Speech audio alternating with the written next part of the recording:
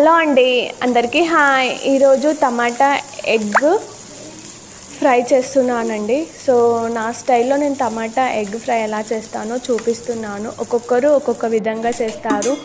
సరిపడినంత అంటే ఒక 4 ఆనియన్స్ కట్ చేసుకొని పక్కన పెట్టేసుకున్నాను. ఒక 2 టమాటాస్ కట్ చేసుకొని పక్కన పెట్టేసుకున్నాను. బౌల్ పెట్టుకొని అందులోనికి ఆనియన్స్ వేసేసాను.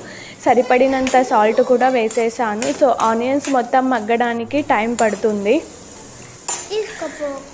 ఆనియన్స్ మొత్తం మగ్గిపోయాయి. అందులోనికి టమాటాస్ వేస్తున్నాను. టమాటా మగ్గడానికి ఒక 10 మినిట్స్ అలా టైం పడుతుంది. సో ఆల్మోస్ట్ ఇంకా టమాటాస్ కూడా మగ్గిపోయాయి. అందులోనికి సరిపడినంత అల్లం వెల్లుల్లి పేస్ట్ వేసేసాను.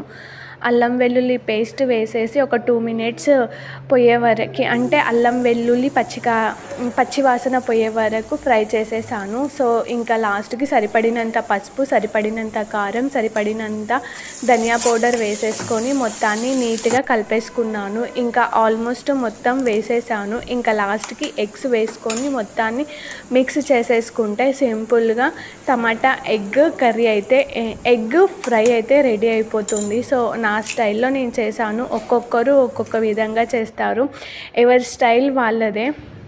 సో నేనైతే ఇంకా 4 ఎగ్స్ మొత్తం వేసేసి మొత్తాన్ని ఇంకా ఫ్రై లాగా అయితే చేసేసాను. ఇది మొత్తం లో ఫ్లేమ్లోనే చేశానండి. ఎగ్స్ మొత్తం వేసేసాక లో ఫ్లేమ్లో పెట్టేసుకొని ఒక 15 మినిట్స్ అలా టైం పడుతుంది. సో ఇంకా ఆల్మోస్ట్ ఎగ్స్ వేసేసుకున్నాక మొత్తాన్ని కలిపేస్తున్నాను. ఇంకా లాస్ట్కి మొత్తం ఎగ్ ఫ్రై మొత్తం అయిపోయింది. సింపుల్గా నా స్టైల్లో చాలా బాగుంది. ట్రై చేయండి ఫ్రెండ్స్ ఎగ్ ఫ్రై.